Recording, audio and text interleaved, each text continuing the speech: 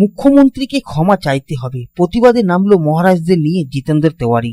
শনিবার হুগলির গোঘাটের জনসভা থেকে রাজ্যের মুখ্যমন্ত্রী মমতা ব্যানার্জি ভারত সেবাশ্রমকে আক্রমণ করে বলেন, সব সাধু তো সমান নয়, আমরাও সবাই সমান নয়। বহরমপুরে একজন কার্তিক মহারাজ আছেন। ভারত সেবাশ্রম সংঘকে আমি খুব শ্রদ্ধা করতাম, কিন্তু যিনি তৃণমূলের এজেন্টকে বসতে দেবেন না বলেন, তাকে সাধু বলে মনে করি না।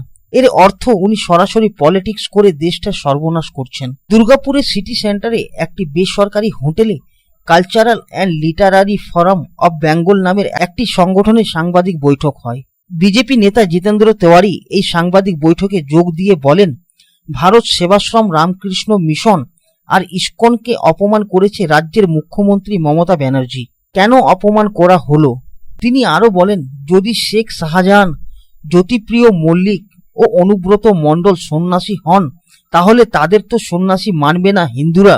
কিন্তু আমরা যাদের ছোট থেকে দেখে আসছি, যাদের আশীর্বাদের ওপর সমাজ টিকে আছে, এখন মুখ্যমন্ত্রী আমাদের ঠিক করে দেবেন কাদের আমরা সন্ন্যাসী হিসেবে মানব, কাকে প্রণাম করব আর কার আশীর্বাদ নেব। রামকৃষ্ণ মিশনকে অপমান করেছেন, এটা তো চলতে পারে না। মুখ্যমন্ত্রী কেন এই ধরনের মন্তব্য করবেন, এই প্রশ্ন তুলে দুঃখ প্রকাশ করতে হবে এবং ক্ষমা চাইতে হবে, এই দাবি তোলেন বিজেপি নেতা জিতেন্দ্র তেওয়ারি।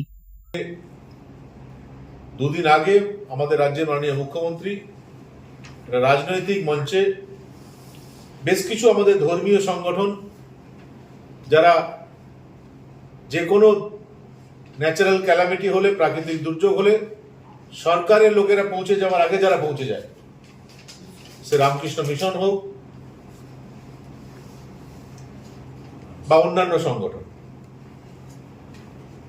ভারত সেবাশ্রম সংঘ হোক,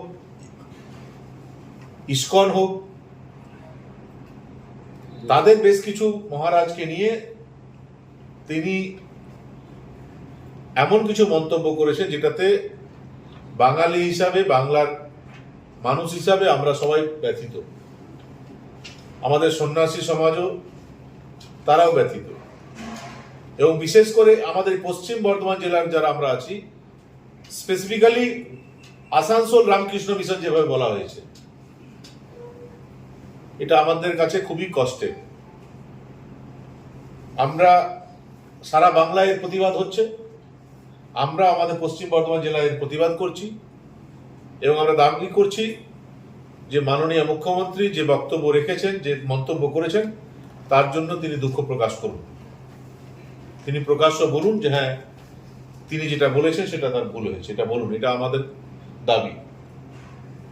এবং তার সঙ্গে সঙ্গে এই পশ্চিম বর্ধমান জেলায় যারা শাসক দলের নেতা মন্ত্রীরা আছেন, আমরা দেখেছি। দুর্গাপুর থেকে সাধন রুজের রিপোর্ট, পাবলিক টাইমস। আপনাদের শহর রানীগঞ্জে রয়্যাল কেয়ার হসপিটালে রয়েছে উচ্চ শ্রেণীর সুবিধা এবং অত্যাধুনিক চিকিৎসার সরঞ্জামে পরিপূর্ণ রয়্যাল কেয়ার হসপিটাল, যেখানে অভিজ্ঞ ডক্টর ও প্রশিক্ষণপ্রাপ্ত নার্স ও স্টাফেদের টিম রোগীদের উন্নত মানের চিকিৎসা পরিষেবা দেওয়ার জন্য প্রতিবদ্ধ। রয়্যাল কেয়ার হসপিটালে আপনারা পাবেন dialysis, pathology, CT scan, X ray, USG, general surgery, microsurgery, nephrology, neurology, urology, gastroenterology, orthopaedic surgery, maxillofacial, oncology, pulmonology সহ 24 ঘন্টা এমার্জেন্সি পরিষেবা, 24 ঘন্টা অ্যাম্বুলেন্স পরিষেবা সহ আরও বিভিন্ন সুবিধা। এবং রয়্যাল কেয়ার হসপিটালে রয়েছে স্বাস্থ্যসাথী কার্ডেও চিকিৎসা পরিষেবা। Royal care hospital, NH2 panjabi মোড়, Raniganj. Toll free number 180012135557। Mobile number 7479002900, 7479002901, 7479002902।